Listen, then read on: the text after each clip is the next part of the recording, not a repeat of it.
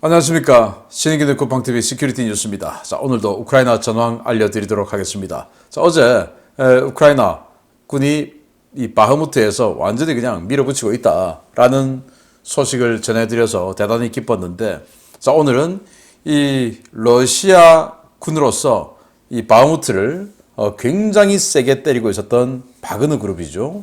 러시아군이 오랫동안 점령하지 못했던 솔레다르를 바그너가 들어가서 점령하고, 그리고 이제 이 현재 아주 축소된 이 구도를 만든 게 바그너 그룹인데, 그 바그너 그룹이 지금 거의 전멸했다라고 합니다. 어떤 상황인지 보도록 하겠고, 자, 이런 상황에서 반대로 우크라이나는 지금 그동안 개전 초에 굉장히 크게 활약했던 부대거든요. 체르니우 공방전에서 이 여단급 부대인 제1전차여단이 러시아의 군단급 기계화 부대를 박살냈어요. 그 제1전차여단이 어디 갔나 했는데 지금 독일에 있었습니다. 레오파르트 2 전차 여단으로 만들어서 지금 복귀한다고 하는데, 이제 레오파르트 2 전차로 이루어진 우크라이나군 전차여단이 나타납니다. 설상가상이죠. 알아보겠습니다. 신인균의 쿠팡TV 구독, 알림, 좋아요 눌러주십시오. 자, 전과 먼저 보겠습니다. 병력은 710명이 러시아군이 죽었습니다. 뭐 2개 대대 정도의 러시아군이 죽었죠. 전차 8대 격파, 장갑차 5대 격파, 차량 6대 격파 등의 전과가 있는데, 뭐 어제 주말보다는 상당히 적어진 이런 전과예요. 자, 그런데 굉장히 의미 있는 게 있습니다. 자, 특수장비가 9대가 격파되었다라고 하는데, 이 특수장비는 주로 방공무기, 통신시설 이런 것들이거든요. 방공무기와 통신시설이 뭐 제가 봤을 때 거의 뭐 하루 파괴, 최대 파괴 전과가 지금 올라온 것 같은데, 이 정도 같으면 지금 우크라이나가 본격적인 반격 작전에 나서기 위해서 러시아군의 통신망, 그리고 탄약고, 또 보급기지, 그리고 방공시설 이런 것들을 이 지원시설을 깨부수고 나서 들어가야 훨씬 수월하겠죠. 그 사전 작업에 들어갔고 그것이 굉장히 큰 효과를 보지 않았나라고 생각이 되고, 또 놀랍습니다. 야포가 무려 16문이 격파가 됐는데, 야포만 해서 거의 뭐 한 개 대대가 사라졌죠. 우리 한국군 기준으로 한 개 포병대대가 18문의 야포기 때문에 이거 16문이면 포병대대 하나 사라진 겁니다. 그러면 전차 한 개 대대 같으면은 30대 이상이죠. 그런데 전차는 한 개 중대 정도가 사라졌는데 야포가 대대 정도가 사라졌어요. 이 말은 이 공격하기 전에 러시아군의 진짜 중요한 포병, 통신, 방공 이런 것들을 다 때려 부수는 작업에 들어갔고, 이 작전이 제대로 성공하고 있는 거 아닌가라는 생각이 듭니다. 무인항공기 한 대 격추 등의 전과가 있고, 자, 이 전과를 바탕으로 전선 상황을 보겠는데요. 자, 스위스 대통령, 뭐 자기네들이 영세 중립국이라고 그러죠. 왜 영세 중립이냐? 과거에 이제 프랑스 그리고 독일이 서로 그냥 뭐 어마어마하게 싸웠죠. 그때 우리는 영세 중립이다 라고 선언을 했는데, 아니 뭐 지금 독일하고 프랑스가 전쟁을 합니까? 아니죠. 자유민주주의 편에 서야죠. 그래서 경제적으로는 EU 하면서 이제 경제적 이익은 먹고, 지금 프랑스 공군이 스위스 방공 캡 돌아주고, 이렇게 완전 안보 무임승차하는 이 스위스 이자들이 자기네들이 가지고 있던 지대공 미사일입니다. 레이피어라고 하는 영국제 단거리 지대공 무기인데 8km 날아가는 이거 이제 오래돼서 폐기를 하는데, 우크라이나에 지금 얼마나 많은 미사일들이 날아옵니까? 그래서 민간인들 얼마나 많이 죽고 있습니까? 그래서 이런 것들도 오래됐지만 그래도 필요하다. 좀 줄 수 없냐? 라고 했더니 이 스위스 대통령이, 아니 없애려면 그냥 살짝 없애지, 이걸 공개적으로, 자 이겁니다. 레이피어 영국제인데 8km 날아가는 미사일 8발이 들어있죠. 이게 스위스에 60개, 60개의 발사대가 있는데 이걸 공개적으로 폐기, 분해해버렸어요. 우리 중립국이다, 못 준다 이러면서. 아니 못 주면 살짝 없애든지 해야지. 왜 기분 나쁘게. 제가 이 소식을 듣는 저도 지금 속에서 천불이 이글이글 올라오는데, 우크라이나 시민들 며칠 전에도 대규모 미사일 공격을 맞아서 아파트나 이런 시설들이, 민간인 시설들이 많이 맞아서 민간인들 많이 죽었지 않습니까? 이런 우크라이나 시민들이 봤을 때 이 스위스 어떻겠습니까? 아무리 우크라이나가 경제적으로 약하고 하더라도 스위스의 그 명품시계 사줄 수 있는 잠재 수요가 적다. 또는 스위스의 그 은행들의 돈을 갖다 맡길 그게 적다 하더라도 이거는 인간적으로 이러면 안 되죠. 정말 영세 중립국, 독일과 프랑스 사이에서 영세 중립을 선언한 이 스위스가 좋은 거는 빨아먹고 하기 싫은 건 뱉어버리는 이런 욕하고 싶은데 참겠습니다. 자, 몰도바 정보국이 러시아가 대규모 폭동과 체제 전복을 준비하고 있다. 몰도바를 뒤엎겠다 이거죠. 그렇게 해서 우크라이나를 서쪽에서부터 다시 치고 들어가겠다. 자, 이건데 그래서 도와달라. 이런 호소를 하고 있습니다. 자, 우크라이나가 러시아는 이제 막대한 손실에도 불구하고 어제 하루 동안 100개 방면에서 공세를 했다. 바흐무트, 솔레다르, 크레미나, 그리고 불레다르, 그리고 아우디우카 이렇게 해서 전 지역에서 한 100개 방면에서 공세를 했는데 다 막아냈다라고 이야기를 하고요. 우크라이나는 공군과 포병의 협작으로 적의 방공 지휘 시설을 대거 파괴했다. 바로 이거죠. 특수장비 9개 파괴했다. 바로 이겁니다. 그래서 방공시설, 지휘시설은 통신 아닙니까? 이거를 대거 파괴했다. 그래서 공습 또는 장거리, 이 하이마스 같은 장거리 유도 무기 이런 걸로 대거 파괴했다고 하는데 굉장히 큰 전과를 올린 거죠. 우크라이나는 러시아가 흑해와 아조프해에 있던 이 칼리브르 캐리어, 그러니까 킬러급 잠수함이라든지 또 부양급 초계함이라든지 이런 것들 칼리브르 미사일 쏘기 위해서 나왔었는데 이제 전부 철수했다. 탄을 다 쓰고 없으니까. 그래서 그 칼리브르 미사일 탄을 다시 만들 때까지 이제 안 나오겠죠. 자, 이런 상황이다. 그리고 우크라이나 북부 사령관은 벨라루스 방면에서 침공 가능성이 낮다.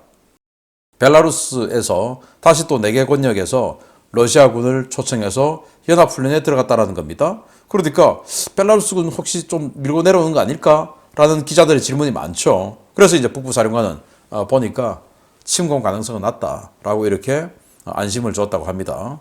자, 우크라이나 파르티잔들이 헤르손 남부 지역에서 러시아의 보급 철도를 공격해서 철도 교량을 끊어버리고 하는 그런 전과를 올려서 러시아의 보급을 어렵게 만드는 이런 작전에 성공했다고 하고요. 미국 전쟁연구소 ISW는 러시아 국방부와 바그너 그룹의 갈등이 바흐무트에서 절정이다. 이렇게 이야기를 했어요. 이제는 제로섬 게임이다. 라고 ISW는 이야기를 했는데 이 ISW가 어제는 완전히 이 바그너 그룹 바흐무트와 바그너 그룹의 특집 기사를 냈는데 분석을 전부 다 그걸 다 했습니다. 그래서 처음에는 작년 22년 10월까지는 푸틴하고 바그너가 사이가 좋았다고 합니다. 이때까지의 바그너는 국방부하고는 사이가 안 좋았는데 그렇지만 푸틴에게 대한 충성 경쟁을 하는 구도였다고 해요. 그런데 10월 이후부터 바그너 그룹이 이 바흐무트에 본격적으로 들어가는 이 시점부터 뭔가 프리고진이 변해가지고 그때부터 바그너 센터를 설립하고 이때부터 이제 정치적으로 엄청나게 어깨에 힘이 이만큼 들어간 이후에 무슨 국가두마 의장이라든지 이런 사람도 지지 선언하고 이러니까 완전히 그냥 확 넘어가 버린 것이겠죠. 이때부터 싹 변해가지고 이제는 완전히 돌아설 수 없는 지경까지 갔고 제로섬 게임이다. 제로섬 게임은 뭡니까? 한 놈이 죽어야 끝난다는 거 아니겠습니까? 국방부든. 그러니까 푸틴이든 프리고진이든 하나가 죽을 때까지 지금은 싸울 수밖에 없는 구도가 되어버렸다라고 미국 전쟁연구소는 평가를 했고요. 자, 우크라이나는 이 벨고로드에다가 탄도미사일, 전술 탄도미사일 쐈다라고 하는데 지금 확인된 것만 해도 4발입니다. 아마 토치카-U를 쏘지 않을까 생각하는데 일부 도심에 낙탄을 했다. 바로 이겁니다. 지금 올라가는 게 여격 미사일이 올라가는 거고 여기 지금 노란 성광이 뭔가 미사일 하나가 지금 여격이 된 것 같아요. 자, 이런 상황. 이제 벨고로드에까지, 물론 벨고로드는 국경에서 하르키우에서 멀지 않은 곳이긴 하지만 그래도 러시아 본토인데 여기 이제 드론도 아니고 미사일을 마구마구 날리는 이런 상황까지 갔다라는 거죠. 바그너 그룹은 42개 도시에다가 52개 모병소를 개설을 했는데 반응은 싸늘하답니다. 아니 밋 그라인더, 고기 분쇄기라고 하는데 누가 여기다가 지원하겠습니까? 안 하죠. 자업자득이다 이렇게 볼 수 있고 러시아 독립 매체는 러시아가 전국에서 40만 명의 계약병을 모집하고 있다. 왜냐하면 푸틴이 150만 명으로 러시아 전격을 늘리겠다고 했죠. 그러니까 그 푸틴이 150만 명 늘리겠다고 했으니까 150만 명 맞추려고 하면은 현역 군인을 많이 늘려야 되죠. 근데 지금 이 마당에 누가 거기 지원하겠습니까? 그래서 그것도 힘들다라는 전선 상황이 있고요. 자, 여러분들 궁금해하시는 바흐무트 지역의 전술지도 한번 보겠습니다. 뉴욕타임즈가 게재하는 거죠. 자, 여기 러시아가 장악하고 있던 이만큼까지 나와 있던 러시아 장악 지역이 안으로 쑥 들어가 없죠. 그리고 여기에 하늘색으로 아주 제법 큰 화살표가 있다. 이 말은 뭐냐? 제법 큰 규모로 우크라이나군이 이 공세를 취하고 있다라는 것이고, 그리고 이 북쪽에서도 이 크라스나호라 쪽으로 아주 짙고 굵은 파란색 화살표가 쑥 들어가고 있어요. 자, 이 말은 이렇게 우크라이나군이 공세에 들어가서 여기서 지금 전투를 하고 있는데, 크라스나호라에서 전투를 하고 있는데 이런 식으로 좀 잘라 먹을 수 있는 겁니다. 그리고 이 북쪽도 이만큼 내려와 있었는데 다 사라졌죠. 자, 이게 지금 현재 상황인데 이건 제가 두 번째 꼭지에서 보다 자세히 설명해 드리도록 하겠습니다. 중요 소식 첫 번째 들어갑니다. 러시아에게는 정말 청천벽력 같은 소식이 하나 들어왔습니다. 유럽 각국이 공유한 레오파르트2 전차들로 무장한 우크라이나의 첫 번째 전차 예단이 장비 인도와 교육 훈련, 후속 군수 지원 패키지 발송 준비가 모두 끝나 이달 말부터 우크라이나 전선에 투입된다는 소식입니다. 세 번째 전차 투입은 이제 시작인데 러시아 과연 뭘로 막을지 모르겠습니다.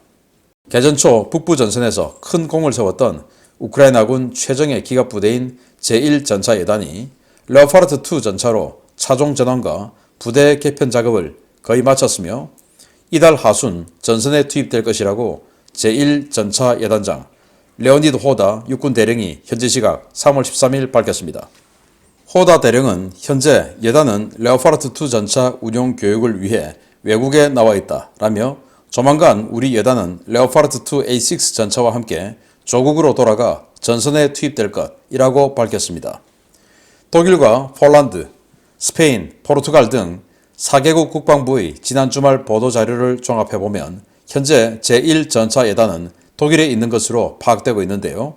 예단은 예하 3개 전차대대 가운데 1개 대대를 21대의 레오파르트2 A6 전차로 2개 대대를 레오파르트2 A4 전차로 교체하고 예하 2개 자주포 대대와 1개 다른장 로켓 대대 장비 역시 서방제 장비로 교체한 것으로 식별되고 있습니다. 제1전차 예단에는 독일과 포르투갈이 공유한 레오파르트2 A6 전차 21대, 폴란드, 캐나다, 노르웨이, 스페인이 공유한 레오파르트2 A4 전차 46대가 편제되어 있는데요. 우크라이나는 67대의 전차로 간편 상태의 예단을 편성한 뒤 우크라이나 현지에서 추가로 레오파르트2 A4 전차를 인수해 약 100여 대의 레오파르트2 전차로 무장한 완편 전차 예단을 3월 말까지 전선에 투입한다는 계획입니다. 제1전차 예단은 개전 초 T-64BM 블라트 전차로 무장하고 체르니유 전선에서 러시아군의 군단급 부대인 제41연합군과 격돌했는데요. 이들은 한 달여간에 걸친 격전 끝에 체르니유를 사수하고 제41연합군을 거의 괴멸시키는 전과를 거두었습니다. 이후 이 부대는 우크라이나군의 전략 예비부대로 운용되며 전력을 보존하고 우크라이나군의 공세 예비부대로 그 위치가 철저하게 베일에 쌓여 있었는데요. 지난해 말 독일에 파견되어 훈련 중인 사실이 확인되면서 차종 교체 후 춘계 공세의 선봉에 투입될 것이라는 관측들이 나온 바 있습니다. 현재 서방제 장비로 개편이 진행되고 있거나 개편이 거의 완료된 부대는 제1전차예단 외에도 제3전차예단, 제4전차예단, 제47기계화예단 등인데요. 러시아군의 기계화 부대가 지리멸렬한 상황에서 이들 전력이 공세에 투입되면 러시아군의 돈바스 방어선은 급격히 붕괴될 것으로 예상됩니다. 네, 레오파르트2 A6 전차 1개 대대, A4 전차 2개 대대, 물론 이제 간편해서 이렇게 만들어서 지금 제1전차예단이 복귀한다. 제1전차예단은 개전 초에 굉장히 강력한 전과를 올려서 체르니우를 지켜냈죠. 체르니우를 지켜내면서 키우가 동쪽에서 공격받는 것을 막아냈죠. 이제 그런 부대인데 지금까지 어디 있었는지 알 수가 없었어요.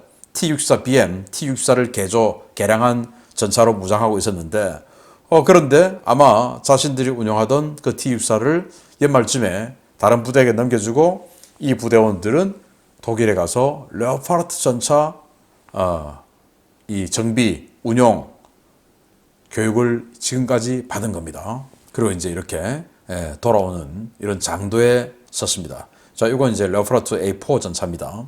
자, 이렇게 해서 우크라이나는 이제 전차 부대들이 서방제 전차로 무장한 전차 부대들이 생기는데, 자, 이렇게 해서 제1 전차예단, 제3 전차예단, 제4 전차예단 뭐 이런 것들이 이 서방제 전차로 무장을 하고, 또 제47기계화예단은 지금 전차는 T계열 전차 그대로 쓰지만 장갑차를 보병전투 장갑차를 미국제 브래들리 장갑차로 지금 이 개편을 하고 있다고 하니까 이런 부대들이 전선에 투입되면 굉장히 지금까지와는 다른 큰 변화가 있을 것이다 라고 생각이 되고, 원래 또 3월 초순부터 4월 초중순까지 라스푸티차 땅이 막 진창이 되는 이 시기가 되는데, 지금 이 지역의 일기예보를 보니까 대부분 영상기온이에요. 그 말은 눈이 녹아서 진창이 되고 또 비가 더 와서 더 진창이 되는데, 지금 일기예보 보면 기온은 영상인데 비가 잘 오지 않아요. 날씨가 맑아요.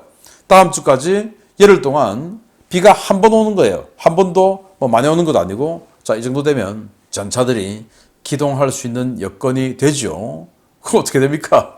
러시아 큰일 났죠. 자, 큰일 났는데 그동안 러시아군이 그 중에서도 제일 잘 싸웠다라고 평가되었던 바그너 그룹이 전멸됐다라는 겁니다. 보겠습니다. 바흐무트 전선의 바그너 그룹이 사실상 괴멸됐다는 평가가 나왔습니다. 현재는 바그너 그룹이 빠지고 공수군 전력이 공세를 펴고 있는데, 사실상 이 방면의 예비대가 전부 투입된 상황이어서 조만간 러시아군 전선이 완전히 붕괴될 것이라는 절규가 러시아군 내에서 터져 나오고 있습니다.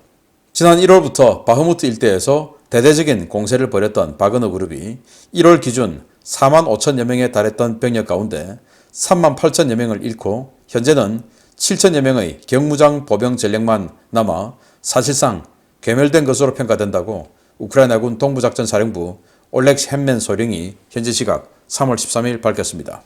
헨멘 소령은 그동안 전투 피해 평가와 첩보 자료를 종합했을 때 바흐무트 전면에 남아있는 바그너 그룹 병력은 7천여 명, 많아야 8천여 명 정도에 불과한 것으로 파악되고 있다 라며, 이는 지난 1월 초 그들이 공세를 시작했을 때 4만 5천여 명의 병력이 있었던 것과 비교하면 사실상 괴멸된 수준이라고 평가했습니다. 동부작전사령부는 러시아군의 이러한 인명피해는 바그너 그룹이 돌격대 편제를 도입하면서부터 기하급수적으로 늘어났다고 보고 있는데요. 현지 워싱턴 소식통들은 현재와 같은 추세로 병력 손실이 계속되면 앞으로 일주일 정도면 우크라이나에서 바그너 그룹이 소멸될 것 같다 라며 바그너 그룹의 무지막지한 돌격 전술을 조롱했습니다. 문제는 지난 3월 6일 예브게니 프리고진 바그너 그룹 수장이 경고한 것처럼 바그너 그룹이 바흐무트 전선에서 무너질 경우 러시아군의 전선이 급속히 붕괴될 수 있다는 점입니다. 현재 바흐무트 전선에는 도심 동쪽에 바그너 그룹이, 북부 솔레다르 지역에 제20 근위 차량화 소총 사단이, 남동부 버샤나 지역에 제106 근위 공수 사단이 포진해 있는데요. 20사단과 106사단 모두 아직까지 전력을 복원하지 못하고 있는 상태여서 예비대로서의 가치가 거의 없는 부대로 평가되고 있습니다. 러시아는 최근 바흐무트 전선에 있던 예비대 가운데 상당수를 도네츠크 방면의 부울레다르 지역으로 이동시켜 바흐무트 전선을 크게 약화시켰는데요. 이 때문에 러시아군 내에서는 이러다가 바흐무트 전선이 급속도로 붕괴되어 우크라이나군이 삽시간에 루한스크까지 밀고 들어올 것이라는 공포가 확산되고 있습니다. 도네츠크 반군 지도자 이고르 거키는 현지 시각 3월 12일 팟캐스트 방송에서 나는 지금의 러시아 연방 국방부의 리더십 아래에서는 우리가 이 전쟁에서 이길 것이라고 믿지 않는다 라며, 크렘린은 즉각 국방부 수뇌부를 교체하고 바흐무트에서 자행되고 있는 의미 없는 돌격전을 중단해야 한다 라고 주장했습니다. 그는 우크라이나군이 대규모 반격 부대를 바흐무트에 투입했다 라며 지금 당장 바흐무트에서 공세를 벌이고 있는 부대를 빼내 방어선을 재정비하고 우크라이나군의 반격에 대비해야 한다 라고 주장했는데요. 상황을 냉철하게 파악하고 있는 거킨의 지적에도 불구하고 러시아는 바그너 그룹에 제106 근위 공수사단 병력과 루한스크 제2군단 예하 병력을 붙여 M03 고속도로 교차점과 바흐무트 남부 지역에서 이른바 나뭇가지 돌격에 나섰다가 큰 피해를 입었습니다. 러시아 밀 블로거들 역시 바흐무트 남쪽에서만 우크라이나군 10개 여단이 공세 작전을 벌이는 중이라며 바흐무트 북부 지역 공세 중단과 방어선 재정비를 촉구하고 있는데요. 일선의 절규와 내부의 전략 수정 요구를 들은 채도 하지 않고 밀어붙이는 러시아. 아무래도 바흐무트를 정점으로 이제는 추락할 일만 남은 것 같습니다.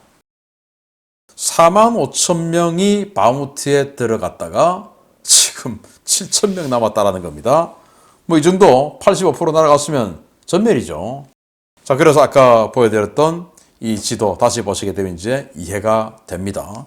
자, 이렇게 해서 솔레다르 오랫동안 러시아 정규군이 때렸는데 이게 안 되다가 바그너 그룹이 치고 이때부터 바그너 그룹이 그래 우리가 최고잖아. 자, 이렇게 되면서 그때부터 이제 이 아래에 있는 이반가르드, 오피트네 이쪽으로 계속 올라가면서 돌격대 전술 그러니까 고기 갈아 넣는 이런 식으로 계속 들어가서 물론 이렇게 좁혀 들어갔어요. 근데 그게 무슨 의미가 있냐 이겁니다. 4만 5천 명 있던 병력이 7천 명이 나왔다 이건데.